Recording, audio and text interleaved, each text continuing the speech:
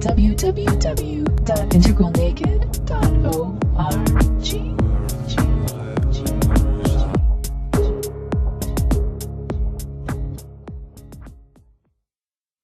Warren, you were talking a while back about how men and women sort of do an exchange in the beginning of a relationship, where a woman tends to look for a gentleman who can support her and who will take care of her, and where the man attempts to look for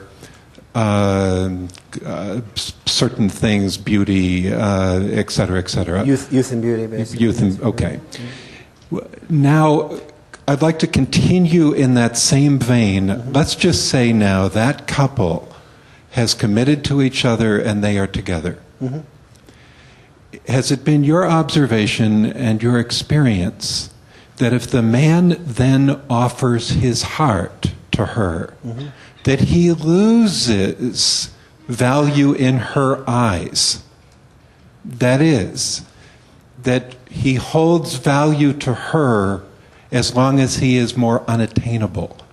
And David Data type of yes, orientation. and that if he actually becomes wild about her, mm-hmm. if he actually gives her his heart and soul mm-hmm. and spirit, has it been your observation that she is far more likely to reject him? Yes, but the answer yes is deceptive.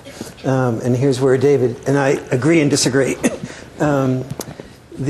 Many men who give their heart, their soul, and everything to a woman lose their own boundaries. And in the process of losing their own boundaries, the woman fears that, in a sense, that he is weak and feels the weakness of him. And that sends off the wrong signal to her. But if his love for her is simultaneous with his having strong boundaries and saying, I disagree with you here, I agree with you here, but I am crazy about you. My wife is a born-again Christian. My wife is a born-again Christian. And I am somewhere between a Buddhist, agnostic, and an atheist. She never voted before she met me anything but Republican. She and I contributed a significant amount for our income to the Kerry campaign. What happens that creates this dialogue was not me saying, I love you, and I believe in you, and I worship you, and that type of thing, but it's saying that, and also saying, here's where I think what I think, and here's why I think that way, and here's what I think what you're doing with the children is not being helpful to the children. So she feels and sees my strength, but also she feels and sees my enormous love for her. And so the two of those, but many times when a man has that love in his heart, he starts being afraid of losing her. And when he's afraid of losing her, she feels the weakness and then decreases her love for him. Does that distinction make any sense? Say your name? Andy. Thanks. Say something I've been struggling with, and what I heard you guys saying earlier was that typically, according to data or whatever, men are less likely to give up interiors for external, or more likely to give up interiors for external rewards mm-hmm. in the job place or workplace, and women are less likely to give up their interiors for external rewards. Mm-hmm.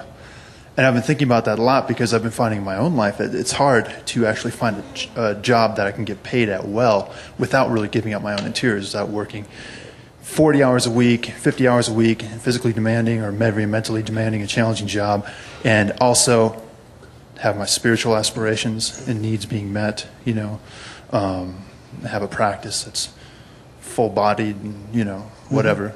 Mm-hmm. It's extremely challenging. And so one thing I was wondering if we could explore a little bit is some of the new ways within which people could do that and still survive and thrive in the world, because I don't think I'm alone here either, because I feel kind of displaced, like a misfit in society. It's like, well, I'm not really willing to do what all these people are doing over here, and I don't really envy them, except for the fact that they're able to provide for themselves. Mm-hmm. Yes, very, really important question.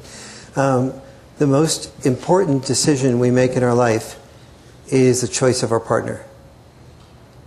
And the values that that person reflects. And we give people very little education as to how to go about doing that. I want to get into that in a moment, but let me just say one thing on behalf of women in this scenario here. Men do give up their internals to get the externals in the workplace. But part of what the women's movement helped us understand is that women gave up their internals to get their source of income also. And their source of income was usually men. And so oftentimes they adapted to men in the way men adapted to bosses or to unions or to mandates at work. And so that's one of the reasons why women misinterpreted what was happening as that men were the oppressor, because it was their source of income that they were adapting to, just like men were adapting to their source of income in order to be lovable to women. Men were adapting to women also, but we were adapting indirectly. We knew there wouldn't be any love from women unless we adapted to our source of income. Women knew that if they didn't do a certain amount of adaptation to men, there wouldn't be a source of income. And so both sexes had to adapt for the love of the other sex. But now, having talked about that, it's an important prerequisite for the choice of partner. Because if you present yourself to a new woman that you're meeting as a spiritual man who is, really in touch with being able to know how to, in a Buddhist type of sense, live on $2 or $3 a day, and she is contemplating having children because because you are such a lovely spiritual man, she's going to have a lot to deal with, and. We had 2 kids, exactly. On $3 a day. $3 a day, right, exactly. And even though you admire yourself for mastering those skills of minimalization and non-attachment and all those types of things, she may not love the mastery of those skills so much as you are loving the mastery of those skills.